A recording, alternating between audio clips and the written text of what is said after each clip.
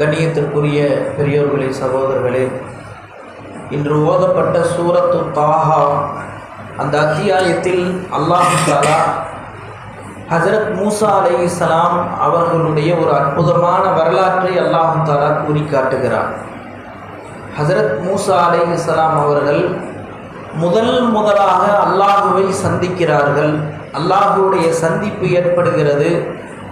அதுவரை சாதாரண மனிதராக இருந்த ஹஜ்ரத் மூசா அல்லாஹ்வினுடைய அந்த முதல் சந்திப்பிற்கு பிறகுதான் அல்லாஹுடைய தூதராக நபியாக ஆக்கப்படுகிறார்கள். அப்போது அல்லாஹுவுக்கும் அவர்களுக்கும் இடையில் சில உரையாடல்கள் நடந்தது. அதை அல்லாஹு தஆலா குர்ஆனில் சொல்லி காட்டுகிறான்.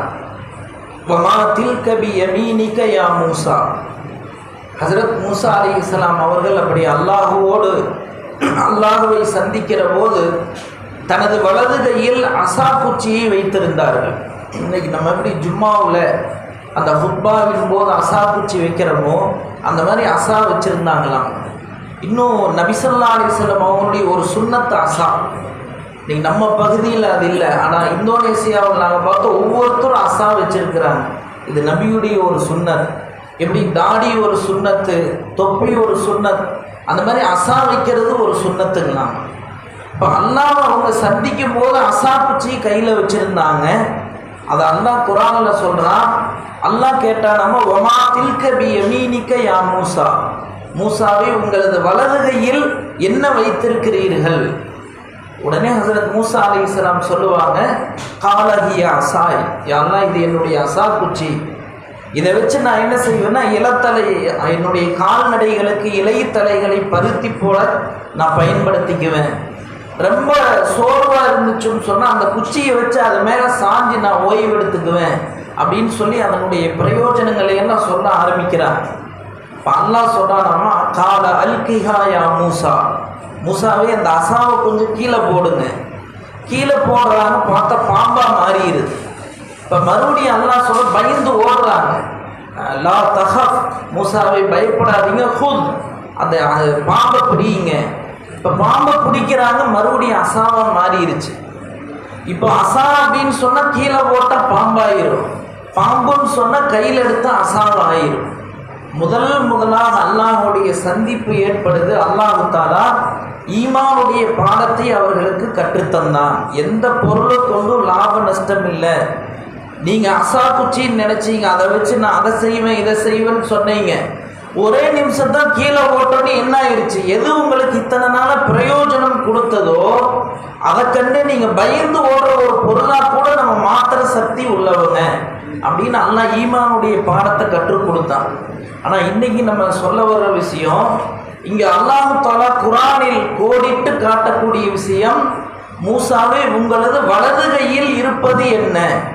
இப்போ அல்லாஹ் வலது புறத்தை ரொம்ப விரும்புகிறானாமா. ஹதீஸில் வருது, சூரத்துல் வாக்கியாவிலையும் கூட வருது, வ அஸ்ஹாபுல் யமீனி மா அஸ்ஹாபுல் யமீன்.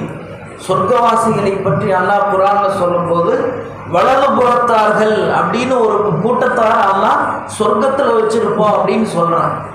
இதிலிருந்து நமக்கு தெரிய வருவது, வலது புறத்தை அல்லாஹ் விரும்புகிறான். அதனால தான் நபி ஸல்லல்லாஹு அலைஹி வஸல்லம் அவர்களுடைய வளமை, சாப்பிடும் போதும் குடிக்கும் போதும் தலைவாரும் போதும் ஆடை அணியும் போதும் செருப்பு போடும் போதும் வலது புறத்தை பயன்படுத்தினாங்க. இன்னைக்கு இடது கையை பயன்படுத்துறது அது ஒரு நாகரீகம் ஆயிடுச்சு, அது ஒரு ஸ்டைலே எல்லாம் பார்த்தீங்கன்னா அலங்கோலம் தான். கழுவுற கையில் குடிக்கிறது, குடிக்கிற கையில் கழுவுறது, முடிய அலங்கோலமாக பண்ணிட்டு அது ஸ்டைலு. இப்போ ஒரு வாரத்துக்கு முன்னால் இன்டர்நெட்டில் வந்த ஒரு விஷயங்க, சட்டையை பார்த்தா நம்ம அயன் பண்ணால் எப்படி பின்னால் அந்த இதாகும் அந்த மாதிரி ஒரு ஸ்டைலில் ஒரு சட்டை, அதை விலை பார்த்தா 1 லட்சம் ரூபாங்களாமா. எதுவெல்லாம் அலங்கோலமோ அதுதான் இன்றைக்கு உலகத்தில் நவநாகரீகம். ஆனால் இஸ்லாம் எது அழகானதோ அதைத்தான் நமக்கு கற்றுத்தருகிறது. இப்போ நபி ஸல்லல்லாஹு அலைஹி வஸல்லம் அவங்க வலது புறத்தை நல்ல காரியங்களுக்கு பயன்படுத்துவதை முற்படுத்தினார்கள். பள்ளிவாசலுக்குள்ள நுழையிறோம், வீட்டுக்குள்ள நுழையிறோம், வலது காலை முன்வைத்து நுழைய வேண்டும். நமக்கெல்லாம் தெரியும், இறை நேசர்களில் சுஃபியான் சௌரி ரஹ்மத்துல்லாஹி அலைஹி அப்படின்னு ஒருத்தர், அவருடைய பேர் சுஃபியான் தான். அதோட சௌரி அப்படிங்கிற வார்த்தை, சௌர் அப்படின்னு சொன்னால் அரபியில் மாடு அப்படின்னு அர்த்தம்.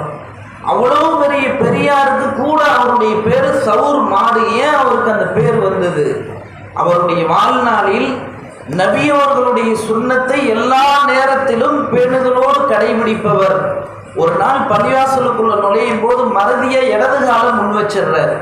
அப்போ அசரி சப்தம் ஒன்று கேட்டுச்சாம, யா சௌர், ஓ மாடே, அல்லாஹ்வுடைய வீட்டுக்குள்ள இடது காலை வச்சு முன் வர்றையா. அதோட ஒரு தனது தவறை திருத்தி கொண்டார். அது மட்டும் இல்லை, அன்னையிலிருந்து தன்னுடைய பேரோடு அதையும் சேர்த்துக்கிட்டாராம். இப்போ இன்னைக்கு நம்ம பார்க்குறோம், சாதாரணமாக குடிக்கிறதுல இடதுகையை பயன்படுத்துறது, எல்லா விஷயங்கள்லையும் இடதுகை பழக்கம். இதை நபி ஸல்லல்லாஹு அலைஹி வஸல்லம் வெறுத்தாங்களாம். ஹதீஸ்களில் வருகிறது, முஸ்லீம் ஷரீஃபில் வரக்கூடிய ஹதீஸ், நபி ஸல்லல்லாஹு அலைஹி வஸல்லம் அவர்கள் ஒரு நாள் ஒரு விருந்தில் கலந்துக்கிறாங்க. அப்போ விருந்தில் வந்திருந்த கலந்து கொண்டவர்களில் ஒரு மனிதர் இடது கையால் சாப்பிட்டு கொண்டிருக்கிறார். நபியோங்க சொன்னாங்களாமா, தோழரே வலது கையில் சாப்பிடுங்க. அவர் கிராமவாசி, தனக்கு இதை சொல்றது நபின்னு சொல்லி அவருக்கு தெரியாது. அவர் சொன்னார், என்னால் இப்படி தான் சாப்பிட முடியும். நபியவங்க சொன்னாங்களாமா, அப்படியே உன் கை ஆகட்டும். அதோட அந்த இடது கை என்ன ஆயிடுச்சுன்னா அவர் விளங்காம ஆயிடுச்சு. அடுத்து ஒரு வாயை கூட அவரால் வைக்க முடியலைங்களாம். அப்போ இந்த ஹதீஸிலிருந்து விளக்க உரையாளர்கள் நமக்கு விளக்கம் தருகிறார்கள். உம்மத்தின் மீது அதிக இரக்கம் கொண்ட நபி ஸல்லல்லாஹு அலைஹி வஸல்லம் அவர்கள் இடதுகை பழக்கத்தை எவ்வளவு வெறுத்திருந்தா அதே இடத்துல அந்த மனிதருக்கு சாபமிட்டாங்களாம். இப்போ நம்ம இன்னைக்கு என்ன செய்யணும்னா, வலதுகை பழக்கத்தை, அதுதான் சுன்னத்து. அதே மாதிரி நபியவங்க சொன்னாங்க, ஏதாவது ஒரு பொருளை கொடுக்கறதா இருந்தாலும், ஏதாவது ஒரு பொருளை வாங்குறதா இருந்தாலும் வலதுகையை முற்படுத்த வேண்டும். வலதுகை அப்படிங்கிறது அதுதான் பரக்கத்துங்களாம். ஹதீஸில் வருது, நபி ஸல்லல்லாஹு அலைஹி வஸல்லம் அவர்கள் சொன்னார்கள், இடதுகையால் உணவு உண்ணாதீர்கள். இடதுகையால் உணவு உண்ணுவது ஷைத்தானுடைய பழக்கம். அப்போ இடதுகை பழக்கம்ங்கிறது ஷைத்தானுடையதுங்களாம். இப்போ ஷைத்தானுடையது அப்படின்னாலே அதில் பரக்கத்து இருக்காது, அதில் அபிவிருத்தி இருக்காது, அதில் குழப்பங்களும் அதில் பிரச்சனைகளும் தான் இருக்கும். நபி ஸல்லல்லாஹு அலைஹி வஸல்லம் அவருடைய வளர்ப்பு குழந்தைகளில் ஒரு குழந்தை நபி அவங்களோட உட்கார்ந்து சாப்பிடுது. இப்படி உணவு சாப்பிடும்போது தட்டில் விரலை வச்சு இப்படி ரவுண்டாக கையை இப்படி வட்டமாக போடுது. அப்போ நபி ஸல்லல்லாஹு அலைஹி வஸல்லம் இதை பார்த்துட்டு சொன்னாங்க, யா குலாம், ஓ சிறுவனே, குல் பி யமீனி, வலதுகையை கொண்டு சாப்பிடு. குல் பி சம்மில்லா, பிஸ்மில்லா சொல்லி சாப்பிடு. சாப்பிடும்போது என்ன செய்ய, உனக்கு முன்னால் இருப்பதை எடுத்து சாப்பிடு, இடது கையால் சாப்பிடாத அப்படின்னு சொல்லி நபி ஸல்லல்லாஹு அலைஹி வஸல்லம் அவர்கள் தன்னுடைய அந்த வளர்ப்பு குழந்தைக்கு உணவு உண்ணும் முறையை கற்றுத்தந்தார்கள் என்று ஹதீஸ்களில் நாம் பார்க்கிறோம். எனவே சங்கியானவர்களே, அதனால் நமக்கு முன்னால் யாராவது ஒருத்தர் இடது கையின பழக்கம் தானே, அதை நினைவு ஊட்டணுமாமா. இடது கையில் சாப்பிடாதீங்க, இடது கையில் குடிக்காதீங்க, இடது கையில் ஒரு பொருளை தர்றாங்க, வாங்கக்கூடாது, வலது கையில் கொடுங்க. அதுதான் அபிவிருத்தி. நமது குழந்தைகளுக்கு அதை பழக்கி கொடுக்க வேண்டும். நம்ம குழந்தைகளுக்கு சில பேர்த்துக்கு இயற்கையாகவே இடதுகை, அவங்களுடைய பிறவியிலேயே இடதுகை பழக்கம். அதையும் என்ன செய்யணும், மாத்திருமாமா, வலது கையில் மாத்திருமா. இப்போ வலது அப்படிங்கிறது பரக்கத், வலது அப்படிங்கிறது அபிவிருத்தி, இடது அப்படிங்கிறது பரக்கத்துக்கு நேர் மாற்றமானது. நபி ஸல்லல்லாஹு அலைஹி வஸல்லம் அவர்கள் வெறுத்த ஒரு விஷயம். எனவே நாம் நம்முடைய எல்லா செயல்களிலும், உயர்ந்த செயல்கள் அனைத்திலும் வலதுபுறத்தை முற்படுத்த வேண்டும். நபியவங்க ஆடை அணிஞ்சாங்கன்னு சொன்னால் முதல்ல இடது கையில் தான் அணிவாங்களாமா, அப்புறம்தான் முதல்ல வலது கையை அணிவாங்க, அப்புறம் இடது கையை அணிவாங்க.